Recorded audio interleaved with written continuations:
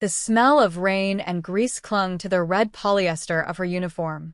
Jade shifted the weight of the insulated delivery bag on her shoulder, the warmth of the spicy pork stew a familiar pressure against her back. The elevator was a silent, mirrored cage, ascending 30 floors into the glass and steel heart of downtown Los Angeles. Her sneakers, worn at the heels, were soundless on the plush gray carpet. 18 years old, and her world was measured in $5 tips and the precise timing of traffic lights. The doors slid open onto a reception area that was less an office and more a statement of wealth. It was all chrome, black leather, and a chilling, architectural silence. A man in a suit so sharp it could cut glass nodded her toward a set of imposing mahogany doors. "Wait here," he instructed, his voice flat. Jade set the bag down, the scent of kimchi and gochujang a small, defiant protest against the room's sterile air, which carried only the faint, expensive notes of sandalwood and something like cold smoke. Through a sliver of space where the door hadn't quite latched, she could hear voices. 3 of them. One was speaking Russian, clipped and aggressive. Another answered in Spanish, the words smooth but laced with impatience. The third voice, speaking Korean, was low and dangerously calm. An English-speaking translator was attempting to bridge the gaps, his voice strained and sweating. Jade didn't mean to listen. It was a habit, a consequence of a childhood spent in a house where her grandmother spoke Spanish, her father's friends spoke Russian, and her mother insisted on Korean dramas every night.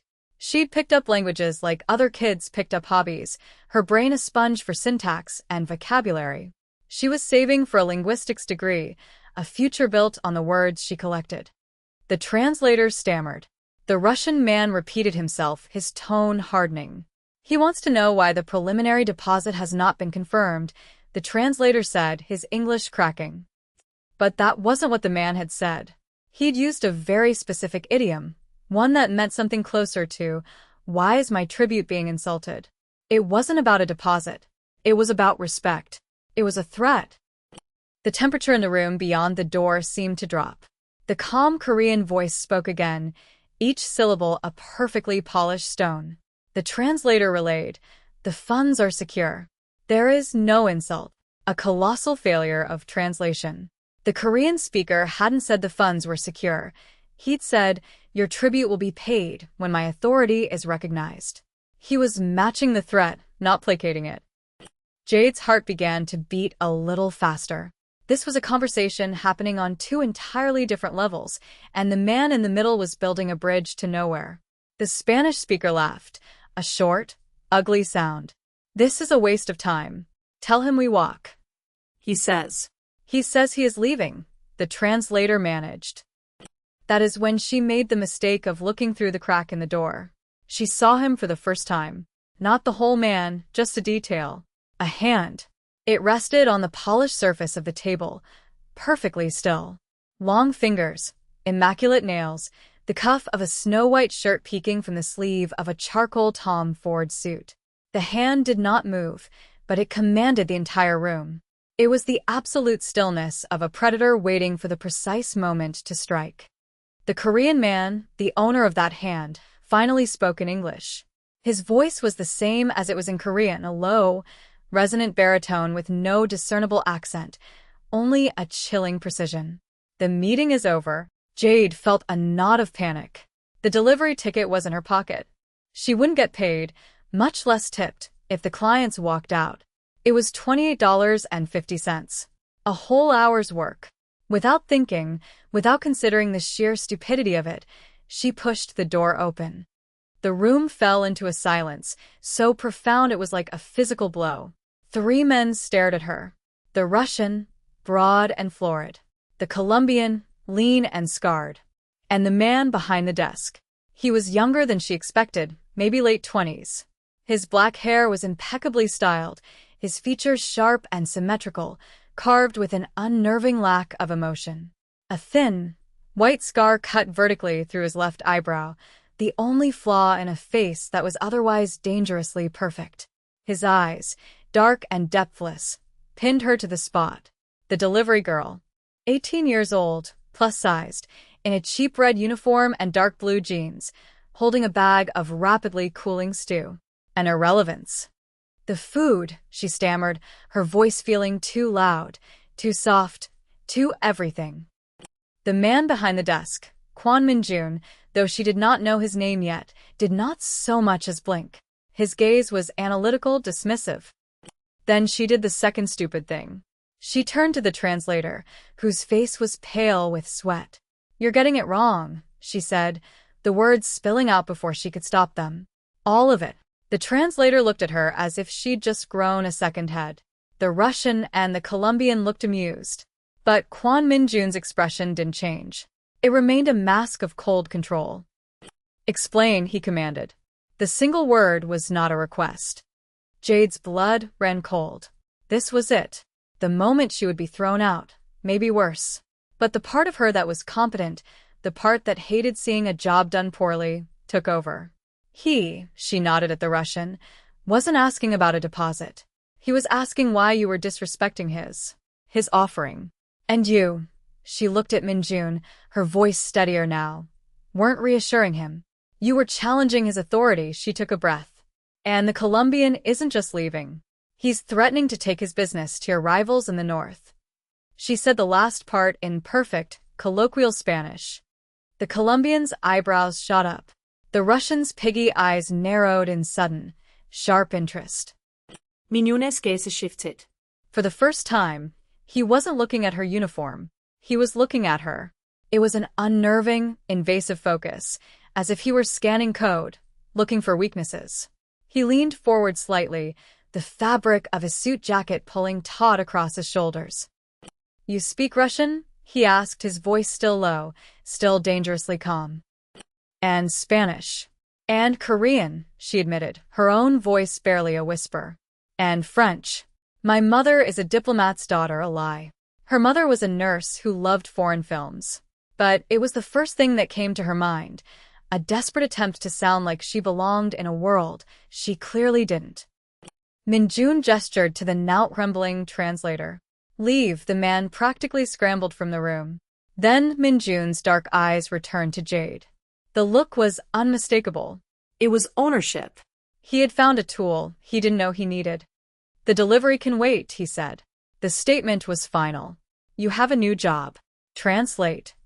That was the moment her life, the one measured in delivery times and cash tips, ended. The door clicked shut behind the fleeing translator, and Jade was locked inside with three men who dealt in a currency far more lethal than money. She was no longer just a delivery girl. She was an asset. And in a world like this, assets were never, ever allowed to leave. Her new life was a cage of gold and glass.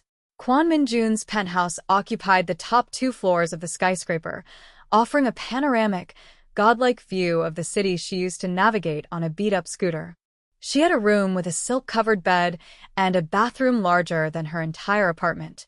She had a closet filled with clothes in her size, tailored and expensive, that had appeared overnight.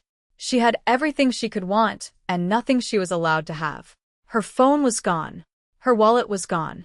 Jade, the girl saving for a linguistics degree, was gone. In her place was his translator. She sat in on meetings, a silent presence in her new, dark-colored business attire, her mind a swift, seamless bridge between languages. She translated whispered threats over encrypted phone lines and parsed the subtle insults hidden in international contracts. She learned that Min-jun's organization was an empire built on logistics, technology, and the quiet, surgical application of violence. He didn't rule with loud commands. He ruled with an unnerving stillness, a quiet word to a lieutenant, a glance that promised consequences. He rarely spoke to her outside of their work. She was a function, a utility. He would say, "Jade, I need you," and she would appear at his side. He never used her name otherwise. He watched her, though.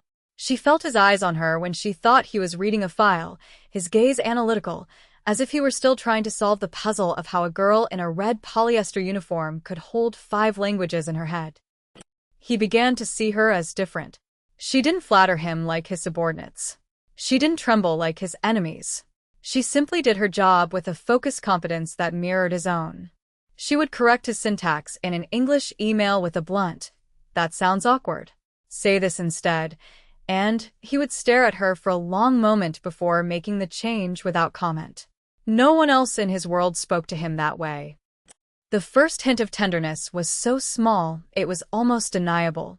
They were working late, finalizing a deal with a Japanese syndicate. Jade was exhausted, her head aching from hours of concentration. She'd translated for 12 straight hours. As the call ended, she let her head fall back against the leather chair, closing her eyes for just a second. When she opened them, he was standing in front of her, holding out a cup of tea. It wasn't from a machine. It was in a delicate porcelain cup, steam rising in a fragrant cloud of ginger and honey. "Your voice is getting strained," he said, his tone flat, observational. He placed the cup on the desk beside her. It was the first thing he had ever given her that wasn't an order. She looked from the cup to his face, but his expression was already closed off, his attention back on the documents before him. Still, the warmth of the porcelain seeped into her fingers, a small, shocking comfort in the sterile cold of his world. One night, she couldn't sleep. The silence of the penthouse was too loud. She wandered into the main living area, a vast space of dark wood and floor-to-ceiling windows that displayed the glittering sprawl of Los Angeles. He was there, standing by the glass, a silhouette against the city lights. He wasn't looking at the view. He was looking at his phone. She saw the screen's glow illuminate a photograph of a woman. She had a bright, lovely smile and kind eyes. Minjun's thumb was tracing the edge of the screen, a repetitive, almost unconscious gesture of profound grief. It was the most emotion Jade had ever seen him display. He didn't notice her there, and she backed away silently, retreating to her room, her heart pounding. He was not just a machine carved from ice. He was a man haunted by a ghost. The next day, Mr. Choi, Minjun's oldest and most trusted lieutenant, found her in the small library. He was a quiet, grandfatherly man who moved with the deadly grace of a lifelong soldier. "The boss is particular," Mr. Choi said, not looking at her but at the spine of a book. "He does not let people in." "I know," Jade said.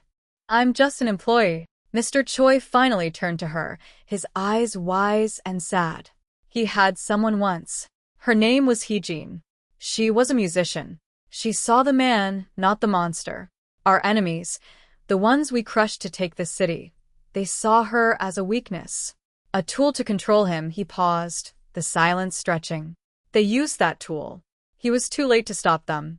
He has spent every day since building walls so high no one can ever touch him again. That was his wound. The vulnerability he carried. It wasn't a failure of strategy. It was a failure to protect. Now Jade understood his control, his distance. It wasn't just about power. It was about prevention. He built an empire to ensure he would never feel that helpless again. The danger that had been a low hum in the background of her life began to escalate. The Russians he had made the deal with on her first day were testing him. They were displeased by the power he projected, by the flawless new translator who had stripped them of their ability to deceive. A message was sent, not with words, but with wiring and a timer. Mr. Choi's men found the device attached to the undercarriage of Minjun's armored sedan, nestled in the secure underground garage. The building was evacuated, a quiet, orderly affair managed by Minjun's soldiers.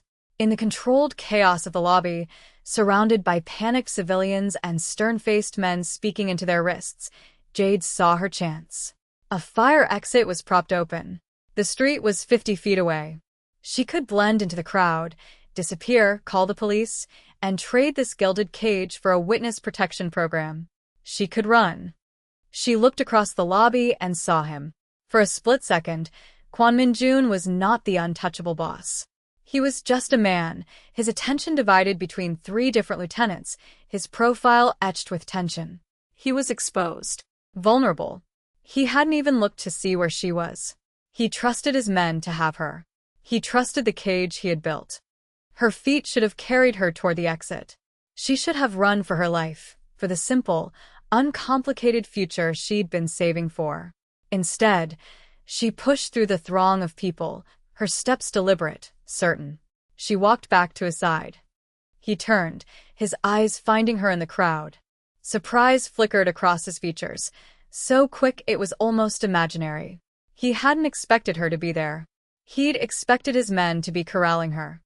They were herded into a secure elevator reserved for him. As the doors slid shut, sealing them in a small, silent box of steel, he finally spoke. His voice was quiet, stripped of its usual command. "You could have left." Jade met his dark gaze, her own resolve hardening into something she didn't recognize. "You still owe me $28.50 for the stew," she said. For the first time since she had met him, the corner of Kwon Min-jun's mouth tilted upwards, a fractional, almost imperceptible movement. It wasn't a smile. It was something rarer and far more dangerous. It was an acknowledgement. The silence that followed was not empty. It was filled with the weight of the choice she had just made, the choice to stay when she could have run. The cage door had been open, and she had willingly walked back inside. The Russians took her choice as a declaration. If she was valuable enough to stay, she was valuable enough to target. The attack came a week later, with the brutal efficiency of a military operation. They were in the armored sedan, moving through the concrete canyons of the financial district, when a black SUV slammed into their side, forcing them into a screeching, metal-on-metal halt. Before the sound of the crash had faded, the world erupted in gunfire. The car's windows spiderwebbed but held. Min-jun moved with a speed that was terrifying. In one fluid motion, he unbuckled her seatbelt and shoved her down, covering her body with his own. The car rocked with the impact of bullets. He was a solid, living shield over her. The scent of his sandalwood cologne and something sharp, like ozone and gunpowder, filling her senses. His breath was hot against her ear as he spoke into his watch. "Compromised. Protocol 3. Go." His body was heavy, protective. She could feel the hard lines of his muscles, the steady, controlled beat of his heart against her back. He was bleeding. A spray of glass from the shattered front windshield had sliced across his arm, and she could feel the warm wetness of it soaking through his suit jacket and her blouse. For the first time, she saw him not as an architect of violence, but as a participant in it, as flesh and blood that could be torn. His men responded with surgical precision. The return fire was disciplined, targeted. The back door was wrenched open and they were pulled out, hustled into a second, identical vehicle that had appeared from a side street. They sped away, leaving the cacophony of the ambush behind. They didn't go back to the penthouse. They went to a nondescript warehouse in the industrial district, a safe house that smelled of dust and old machinery. Inside, it was a sterile, high-tech bunker. Min-jun's men fanned out, securing the perimeter, their faces grim. Mr. Choi was barking orders into a satellite phone. Min-jun shrugged off his ruined jacket, hissing as the fabric pulled at the gash on his bicep. It was deep. It needed stitches. He looked at the wound with an air of detached annoyance. "Get me the medical kit," he ordered one of the younger soldiers. "I can do it," Jade heard herself say. He turned to her, his expression unreadable. "You are a translator." "My mom was a trauma nurse," she lied again, the falsehoods coming easier now. "I know how to close a wound." He stared at her for a long moment, his dark eyes searching hers. He gave a short, sharp nod. The kit was brought. It was military grade.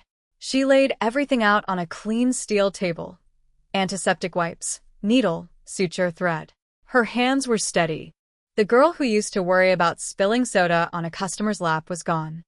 "Take off your shirt," she instructed, her voice all business. He unbuttoned his blood-stained shirt and shrugged it off.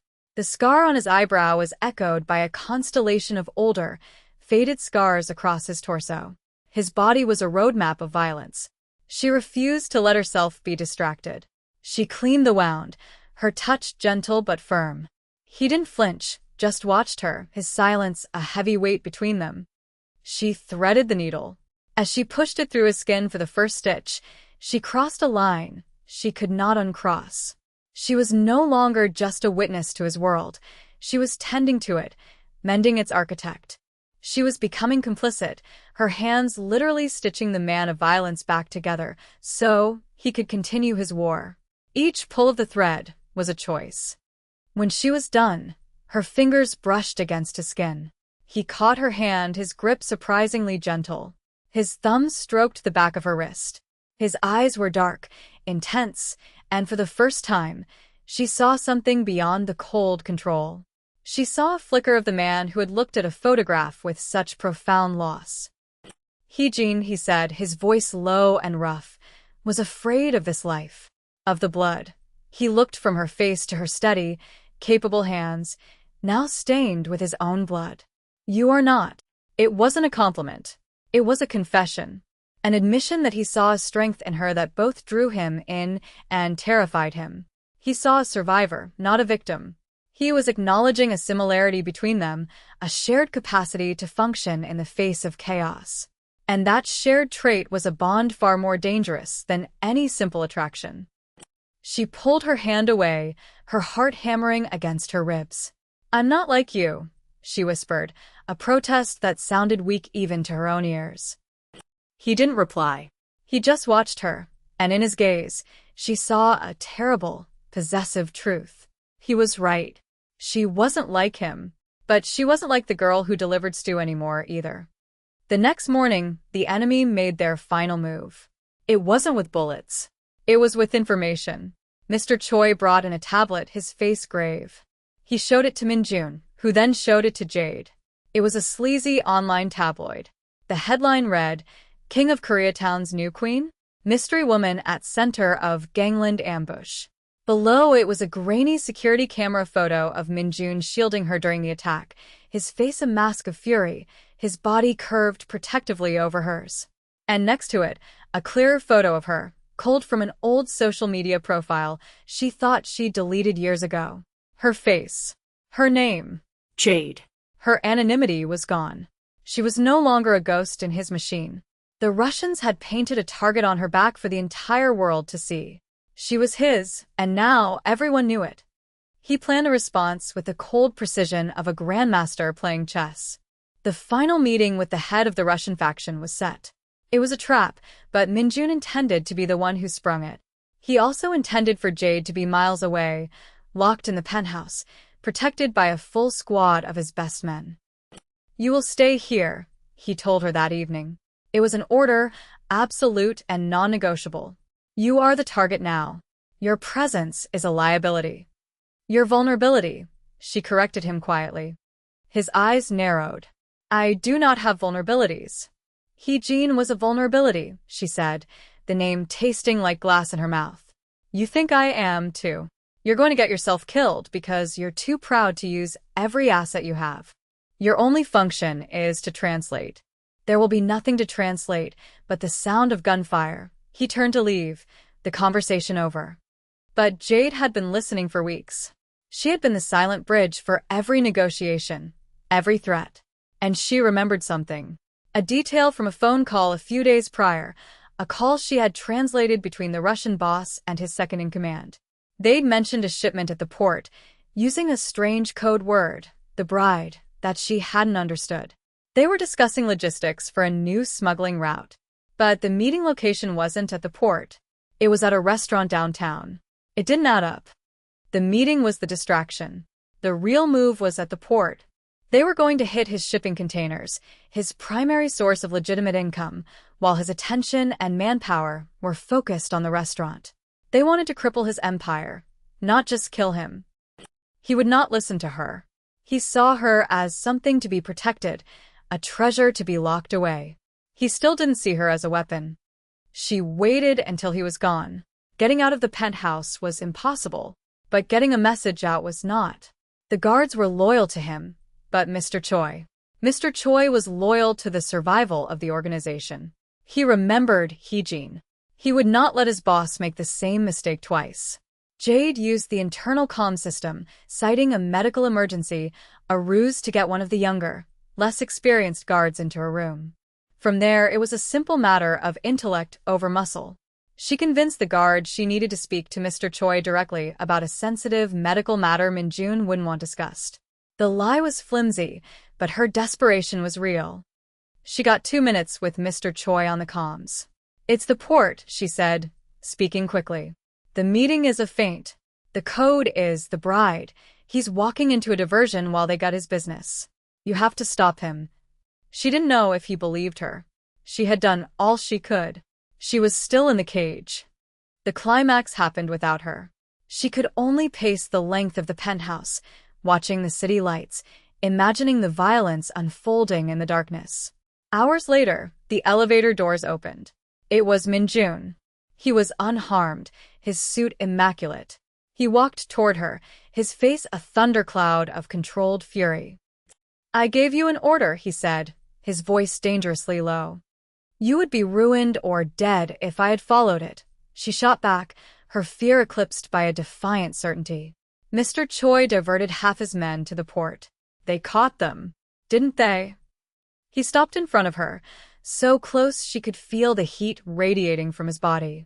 He was angry, but it was an anger born of terror. The terror of almost losing. The terror of realizing how close he had come to being outmaneuvered. The terror of realizing she had saved him. He reached out, not in anger, but with a deliberate, possessive tenderness. His fingers brushed a strand of hair from her face, his touch electric against her skin.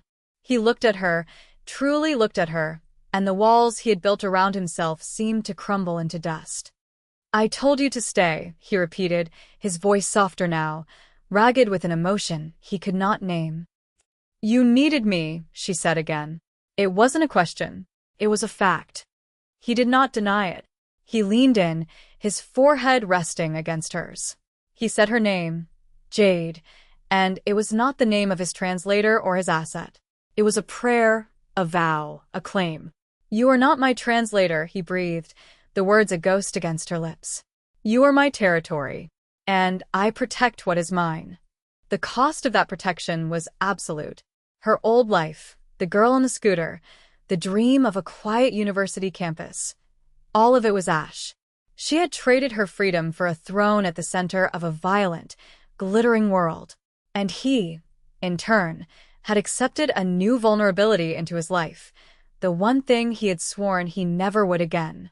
He had built an empire to keep himself safe from loss, only to find the most valuable part of it standing in front of him.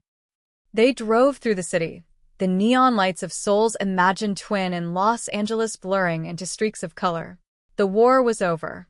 For now. She was no longer the delivery girl. He was no longer her captor. They were something else, something new and terrifying and irrevocable. He reached across the silent space between them in the back of the car. He did not take her hand. He simply laid his own over it where it rested on her thigh, his touch a brand. It wasn't comfort. It was a statement of fact. A silent contract signed in gunpowder and blood. Jade did not pull away. She felt the weight of his hand, the promise and the threat of it. Slowly, deliberately, she turned her own hand, her fingers curling to meet his. The choice was made. The cage was gone, but so was the world outside it. All that was left was the empire of two, with him as its king, and her as its unassailable, undeniable center.